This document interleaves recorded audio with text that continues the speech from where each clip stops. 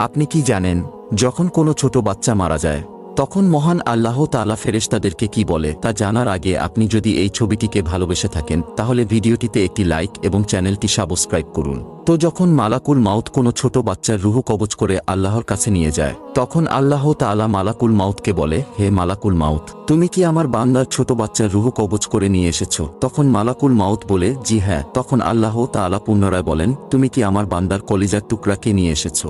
তখন মালাকুল মাউত বলে, জি হ্যাঁ। তখন আল্লাহ তাআলা বলেন, তখন আমার বান্দারা কি বলেছে? তখন মালাকুল মাউত বললেন, তারা আপনার প্রশংসা করেছে। তারা বলেছে, ইন্নালিল্লাহি ওয়া ইন্না ইলাইহি রাজিউন।